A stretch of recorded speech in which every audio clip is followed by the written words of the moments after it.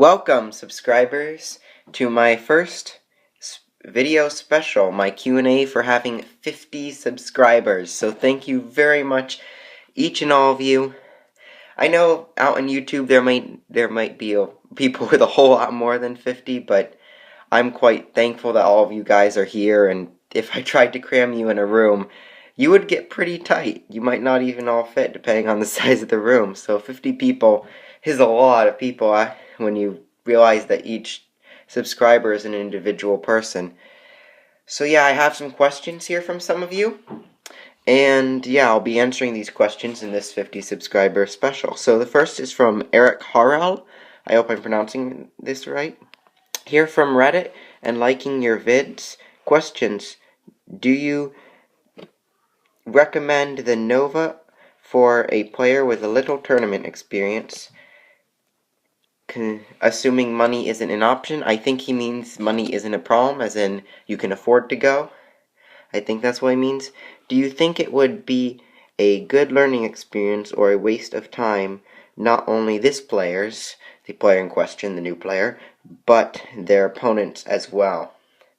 I would say that it is definitely worth going as a new player.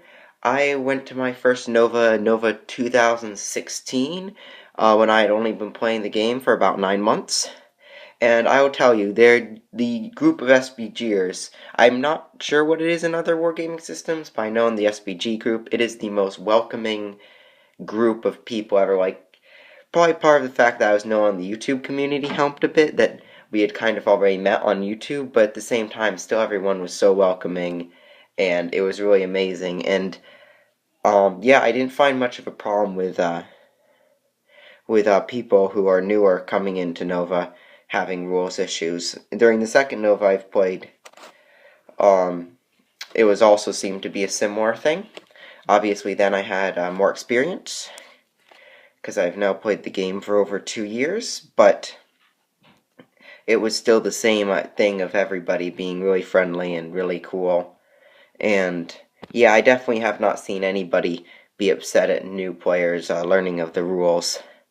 Not that I think anybody would, because if in this game, just not knowing the rules, people are more than happy to teach you, and the worst that can happen is, sure, they have to teach you a bit more, but then they can win anyway, so I'm sure even people who are like hardcore, really want competitive games, wouldn't mind an easier win, and I've never met anyone who would be unhappy to play a new player and to teach them. So yeah, I would definitely say it is a great event for new players and veteran players. It is very good. And for the new players, if you're afraid of always coming up against veterans, it's Swiss ranked. So if you lose a game, you then play someone else who lost a game. So by round 2 or 3, I mean, you're usually playing people on a similar level as you are. He also has an alternate/extra question. In this case, it'll be extra, not alternate. What are the top 3 toughest models to face off against? I'm assuming he means in my experience than in theory, because I've never faced Smog, but I have a feeling he would not be easy. Especially since I have a tendency towards dwarves. But yeah, for things I face, probably the Undying is a definitely easy one, because I'm used to kind of killing fell beasts and stuff, like the ringwraiths, but the trick with the Undying is you can't go after the wraith. You have to kill the beast, and then you still have the Undying standing around, so it kind of messes up roll combats and whatnot. Other models I found really annoying. Alfred can be annoying, giving might back, but I think it was I'll just use Saruman and Gandalf are probably the other two, with their running around and sorcerers blasting and transfixing are probably 2 of the most annoying, because they can transfix your guys and then they can blast. So even if you're Galadrieling it and you're stopping your heroes from getting transfixed, you can still get blasted off your horses and stuff, and if they're on horse they can run away and blast. So I think Gandalf, Saruman, and then the Undying are the most annoying models that I've come up against that I can think of right now. And then from Daniel Keller, our last question is, why do you like dwarves so much? Well, this is why I like dwarves. First off, I really like metalworking, and I actually do some blacksmithing, and I really like stones and blacksmithing caves. I really like.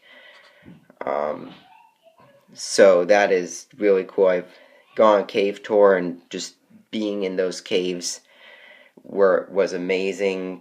So just the area of where the dwarves are. I also like the dwarves' personality in the fact that they're very tough, sticking up.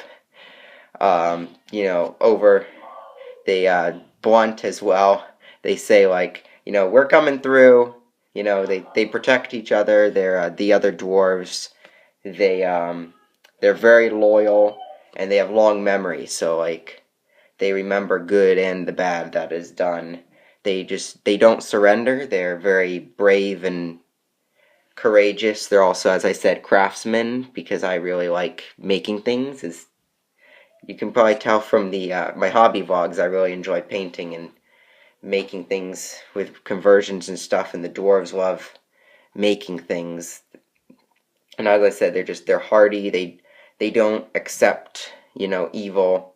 They don't get tainted so much. I mean, the rings that could corrupt men and completely turn them into Sauron's most trusted slaves that were literally an extension of his will, the equivalent rings given to the dwarves, all that could do was make them a bit more greedy. So yeah, it's really hard to corrupt dwarves.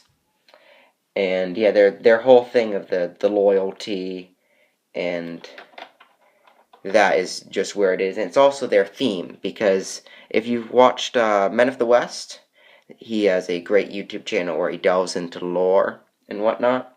I also really like the architecture of the dwarves and their designs and motifs. I like particularly the Hobbit architecture and Khazad-dûm architecture, but the armor is from the Hobbit. Not so much of the chainmail, but I do like Gimli's armor, and do enjoy the chainmail parts that they put in the Hobbit. But I like the geometric lines and shapes and way they design things as well. But yeah, the main reason is the overall theme. Like elves, they remember the past, and fading away just in memory. They're only growing less. Men, that there's the hope there and the good doing things better in the future, but at the same time they often come out not to be's. I like to quote the book, The World of Men will just be a lot of not to be's. I think Gimli said that in The Return of the King. But the dwarves, their recurring theme is they've been kicked out from their kingdoms, and they're longing for their homelands again. Their great, beautiful times in homelands. I talk about this, the journey of the Iron Hills, and how they affect other ones in a Tolkien archaeologist video, which I'm working on getting up. But that goes into this, they're trying to reclaim lands, and their desire to go back to the way it was before, the wonderful way it used to be. But the dwarves, unlike the elves, who also wish for going back, there are two main differences. First off, the elves only wish for it, they never do. The dwarves eventually do take kingdoms back, even Khazad-dûm, back in the time of Durin the Seventh. But the dwarves also don't just let that hinder them, seeing, oh, whoa, we don't have that anymore. The dwarves actually do make new things as well, and, when they were kicked out from Khazad-dûm, they went to Erebor, the Iron Hills, the Grey Mountains, and then they came back and made the dwarves of Erebor, had their craft was even heightened beyond what it had ever been for Durin's folk before. So the dwarves have that they're then, even when they're exiled and bad things happen, they still climb higher, but then they fight for the past glories as well, their past glories and wonderful things, to put simply, and fight for that. And then at the end of, during the Fourth Age, during the Seventh reclaimed Khazad-dûm, and they presumably reclaimed the kingdoms of the Grey Mountains and Gundabad as well. Gundabad was actually the awakening place of Durin, so it was like a sacred city for the dwarves. But yeah, they eventually reclaimed that, so they had the good things of the old, they had the glory of the old, but they had also become new. They hadn't just stayed in the past and not thought about the future. And so that's something that the dwarves both look to the future and build and work to continue doing good, but also look back and do reclaim that which was good from the past as well. So I think that's one of my favorite things, is between the attitude and aesthetic of the dwarves to their whole recurring theme in Tolkien's work. And then obviously in the game, I love how they play. I love having the solid defense, and especially the Iron Hills, who also have solid strength, who have the kind of you come at me while I shoot you with crossbows and a big ballista, twirly whirly, and then I have big heroes and Iron Hills dwarves that just don't die and deal a lot of damage with this defense 7 and strength 4. I've also played Army of Thror, and I like the high defense and higher fight of those guys combined with the killing power of the heroes. But yeah, I've mostly stuck to the Iron Hills because I really like that. And they may be slower, but they hit harder and are a lot tougher than other factions. So that's why I like dwarves so much. I can go on and on about dwarves, but that is why I like dwarves so much. And yeah, that is all the questions I was asked. And I do hope you have enjoyed this video.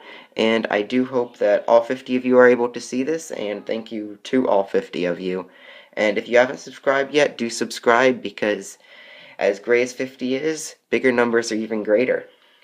So, if you have not, please do subscribe. Be sure to like, comment, share, and as well, if you know me on Facebook, you can hit me up for ideas there. Hit me up with ideas in the comments.